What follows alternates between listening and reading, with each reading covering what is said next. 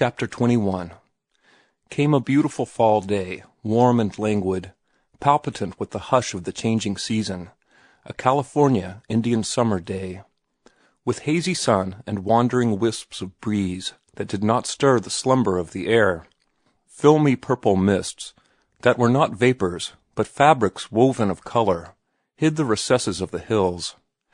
San Francisco lay like a blur of smoke under her heights. The intervening bay was a dull sheen of molten metal, whereon sailing craft lay motionless or drifted with the lazy tide. Far Tamalpais, barely seen in the silver haze, bulked hugely by the Golden Gate, the latter a pale gold pathway under the westering sun. Beyond, the Pacific, dim and vast, was raising on its skyline tumbled cloud masses that swept landward, giving warning of the first blustering breath of winter. The erasure of summer was at hand, yet summer lingered, fading and fainting among her hills, deeping the purple of her valleys, spinning a shroud of haze from waning powers and sated raptures, dying with the calm content of having lived and lived well. And among the hills, on their favorite knoll, Martin and Ruth sat side by side, their heads bent over the same pages, he reading aloud from the love sonnets of the woman who had loved Browning, as it is given to few men to be loved. But the reading languished. The spell of passing beauty all about them was too strong. The golden year was dying as it had lived, a beautiful and unrepentant voluptuary. The reminiscent rapture and content freighted heavily the air. It entered into them, dreamy and languorous, weakening the fibers of resolution, suffusing the face of morality or of judgment with haze and purple mist. Martin felt tender and melting, and from time to time warm glows passed over him. His head was very near to hers, and when wandering phantoms of breeze stirred her hair so that it touched his face, the printed pages swam before his eyes. "I don't believe you know a word of what you are reading," she said once, when he had lost his place. He looked at her with burning eyes, and was on the verge of becoming awkward when a retort came to his lips. "I don't believe you know either. What was that last sonnet about?" "I don't know," she laughed frankly. "I've already forgotten. Don't let us read any more. The day is too beautiful." "It will be our last in the hills for some time," he announced gravely. "There's a storm gathering out there on the sea rim." The book slipped from his hands to the ground, and they sat idly and silently, gazing out over the dreamy bay with eyes that dreamed and did not see. Ruth glanced sidewise at his neck. She did not lean toward him. She was drawn by some force outside of herself, and stronger than gravitation, strong as destiny. It was only an inch to lean, and it was accomplished without volition on her part. Her shoulder touched his as lightly as a butterfly touches a flower, and just as lightly was the counter-pressure. She felt his shoulder press hers, and a tremor run through him. Then was the time for her to draw back, but she had become an automaton. Her actions had passed beyond the control of her will. She never thought of control or will in the delicious madness that was upon her. His arm began to steal behind her and around her. She waited its slow progress in a torment of delight. She waited, she knew not for what, panting, with dry, burning lips, a leaping pulse, and a fever of expectancy in all her blood. The girdling arm lifted higher and drew her toward him, drew her slowly and caressingly. She could wait no longer. With a tired sigh, and with an impulsive movement all her own, unpremeditated, spasmodic, she rested her head upon his breast. His head bent over swiftly, and, as his lips approached, hers flew to meet them.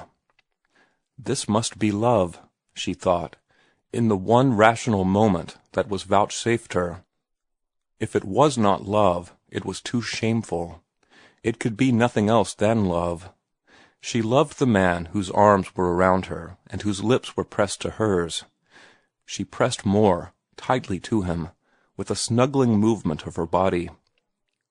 And a moment later, tearing herself half out of his embrace, Suddenly and exultantly she reached up and placed both hands upon Martin Eden's sunburnt neck. So exquisite was the pang of love and desire fulfilled that she uttered a low moan, relaxed her hands, and lay half swooning in his arms. Not a word had been spoken, and not a word was spoken for a long time. Twice he bent and kissed her, and each time her lips met his shyly, and her body made its happy, nestling movement. She clung to him, unable to release herself, and he sat, half supporting her in his arms, as he gazed with unseeing eyes at the blur of the great city across the bay. For once there were no visions in his brain. Only colors and lights and glows pulsed there, warm as the day and warm as his love. He bent over her. She was speaking. "When did you love me?" she whispered. "From the first, the very first, the first moment I laid eye on you. I was mad for love of you then, and in all the time that has passed since then. I have only grown the madder. I am maddest now, dear. I am almost a lunatic. My head is so turned with joy." "I am glad I am a woman, Martin, dear," she said, after a long sigh. He crushed her in his arms again, and then he asked, "And you, when did you first know?" "Oh, I knew all the time, almost, from the first." "And I have been as blind as a bat," he cried, a ring of vexation in his voice. "I never dreamed it until just now, when I kissed you." "I didn't mean that." She drew herself partly away and looked at him. "I meant I knew you loved almost from the first." "And you?" he demanded. "It came to me suddenly." She was speaking very slowly, her eyes warm and fluttery and melting, a soft flush on her cheeks that did not go away. "I never knew until just now, when you put your arms around me. And I never expected to marry you, Martin, not until just now." "How did you make me love you?" "I don't know," he laughed, "unless just by loving you, for I loved you hard enough to melt the heart of a stone, much less the heart of the living, breathing woman you are." "This is so different from what I thought love would be," she announced irrelevantly. "What did you think it would be like?" "I didn't think it would be like this." She was looking into his eyes at the moment, but her own dropped as she continued. "You see, I didn't know what this was like."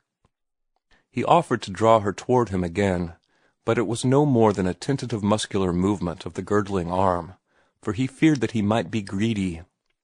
Then he felt her body yielding, and once again she was close in his arms, and lips were pressed on lips. "What will my people say?" she queried, with sudden apprehension, in one of the pauses. "I don't know. We can find out very easily any time we are so minded." "But if Mamma objects, I am sure I am afraid to tell her." "Let me tell her," he volunteered valiantly. "I think your mother does not like me, but I can win her around. A fellow who can win you can win anything, and if we don't—" "Yes?" "Why, we'll have each other. And there's no danger not winning your mother to our marriage. She loves you too well." "I should not like to break her heart," Ruth said pensively. He felt like assuring her that mothers' hearts were not so easily broken, but instead he said, "And love is the greatest thing in the world." "Do you know, Martin, you sometimes frighten me. I am frightened now, when I think of you and of what you have been. You must be very, very good to me. Remember, after all, that I am only a child. I never loved before." "Nor I. We are both children together, and we are fortunate above most, for we have found our first love in each other." "But that is impossible," she cried, withdrawing herself from his arms with a swift, passionate movement. "Impossible for you. You have been a sailor, and sailors, I have heard, are— Her voice faltered and died away. "Are addicted to having a wife in every port?" he suggested. "Is that what you mean?" "Yes," she answered in a low voice. "But that is not love." He spoke authoritatively. "I have been in many ports, but I never knew a passing touch of love until I saw you that first night. Do you know, When I said good night and went away, I was almost arrested." "Arrested?" "Yes, the policeman thought I was drunk, and I was, too, with love for you." "But you said we were children, and I said it was impossible for you, and we have strayed away from the point." "I said I never loved anybody but you," he replied. "You are my first, my very first." "And yet you have been a sailor," she objected. "But that doesn't prevent me from loving you the first. And there have been women, other women. Oh!" And to Martin Eden's supreme surprise, she burst into a storm of tears that took more kisses than one and many caresses to drive away. And all the while there was running through his head Kipling's line, "And the Colonel's lady and Judy O'Grady are sisters under the skins." It was true, he decided, though the novels he had read had led him to believe otherwise. His idea, for which the novels were responsible, had been that only formal proposals obtained in the upper classes. It was all right enough, down whence he had come, for youths and maidens to win each other by contact. But for the exalted personages up above, on the heights, to make love in similar fashion had seemed unthinkable. Yet the novels were wrong. Here was a proof of it. The same pressures and caresses, unaccompanied by speech, that were efficacious with the girls of the working class were equally efficacious with the girls above the working class. They were all of the same flesh, after all, sisters under their skins, and he might have known as much himself had he remembered his Spencer.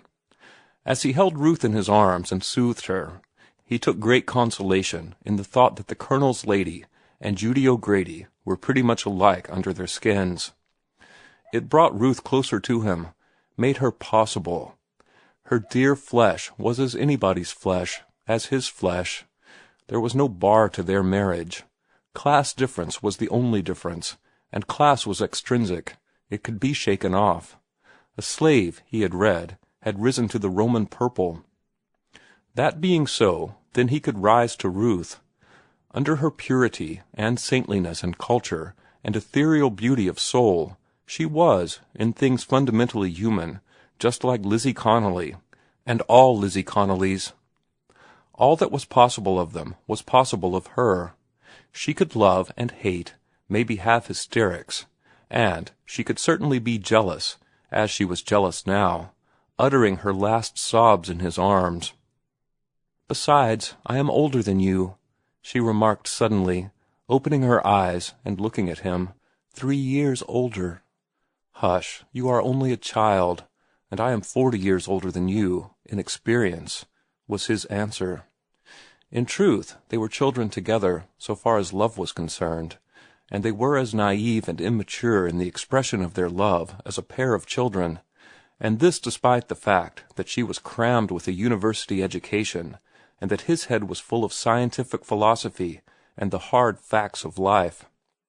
They sat on through the passing glory of the day, talking as lovers are prone to talk, marveling at the wonder of love, and at destiny that had flung them so strangely together, and dogmatically believing that they loved to a degree never attained by lovers before. And they returned insistently, again and again, to a rehearsal of their first impressions of each other, and to hopeless attempts to analyze just precisely what they felt for each other, and how much there was of it. The cloud masses on the western horizon received the descending sun, and the circle of sky turned to rose, where the zenith glowed with the same warm color. The rosy light was all about them, flooding over them as she sang "Goodbye, Sweet Day." She sang softly, leaning in the cradle of his arm, her hands in his, their hearts in each other's hands. End of chapter 21.